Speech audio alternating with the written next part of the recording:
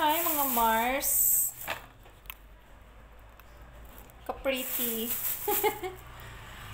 Ito yung ating update sa ating hair color na in-apply ko nung nakaraang araw. So, nakaligo-ligo na tayo.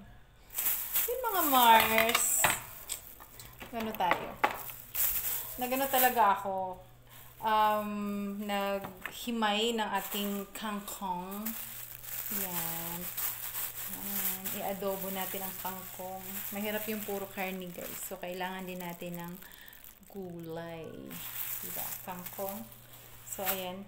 Ito na lang. At saka ito. Ito pa. Ay, basay. Ito pa. Konti na lang. So, yung kangkong na to, guys, is Chinese kangkong. Hindi siya malalaki. So, ang hibla niya is ganiri. Yan. Actually, pwede na siya i-adobo na ganito. Pero, syempre, himayin natin. Kasi hindi lang naman tayo ang kakain. May bata. Pero nito, si mother, hindi na rin siya pwede nito. Kasi hindi niya na malunok. Wala ngipon ba? So, yan. Kailangan ko ng gulay, guys. Hindi pwedeng gulay ba? Mayroon akong gulay dyan sa ref na pakbet. So, yun. Lulutuin ko yan mamayang hapon. Mamaya, dinner.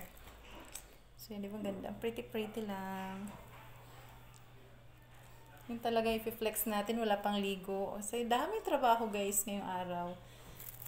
So much sa ating estudyante, plus meron pa tayong mother na inaasikaso din natin. So, yan, daming ginagawa. Hindi naman tayo nagre-reklamo, pero kailangan maintain lang din natin yung ating freshness. So, diba? Ganun lang. Happy lang tayo. So, yan lang, guys, ang update. O diba?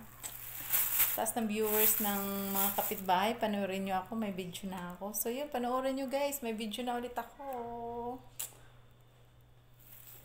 Bye for now. See you in my next vlog. Bye-bye. Dali lang. Hindi pa pala tapos. Gawin na nating 3 minutes.